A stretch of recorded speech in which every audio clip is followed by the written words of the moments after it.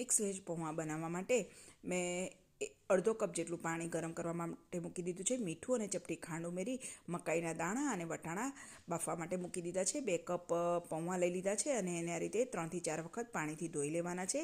15 minute માટે નીતરવા માટે મૂકી દઈશું. હવે વેજીટેબલ્સ મેં લઈ લીધા છે. વટાણા અને મકાઈના દાણા પણ બફાઈ ગયા છે.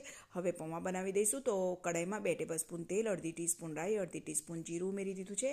ચપટી હિંગ ઉમેરી છે. હવે 2 ટેબલસ્પૂન સિંગદાણા લઈ લીધા છે. સરસ રીતે સાંતળી દેવાના છે. ત્યાર પછી એમાં લીલા મરચાં અને મીઠા લીમડાના પાન ઉમેરી અને સાંતળી દઈશું. અને ત્યાર પછી વેજીટેબલ્સમાં મેં ગાજર, કેપ્સિકમ, બટાકું અને ડુંગળી લઈ લીધા છે. તમને જે પસંદ હોય એ પ્રમાણે તમે લઈ શકો છો.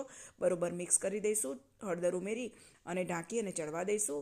અડધી ટીસ્પૂન લાલ મરચું પાવડર, 1 ટીસ્પૂન ધાણા જીરું પાવડર અને 1 ટીસ્પૂન જીરાવાન મસાલો લઈ લીધો છે.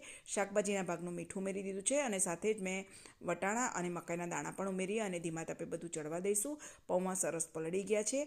તો હવે આ મસાલો ઉમેરી દઈશું અને પૌવાના ભાગનું મીઠું, 1.5 ટીસ્પૂન જેટલી ખાંડ અને 1 ટેબલસ્પૂન લીંબુનો રસ ઉમેરી દીધો છે. બરોબર મિક્સ કરી દઈશું. શાકભાજી પણ ધીમા તાપે સરસ ચડી ગયા છે. તો હવે પલાળેલા પૌવા આપણે ઉમેરી દઈશું અને 4 થી 5 મિનિટ માટે ધીમા તાપે એને થવા દઈશું. તો આ રીતે મિક્સ કરી દીધા પછી 4 થી 5 મિનિટ માટે ચડવા દેવાના છે. છેલ્લે બારીક કાપેલી કોથમીર ઉમેરી દઈશું. તો મિક્સ વેજ પૌવા તૈયાર.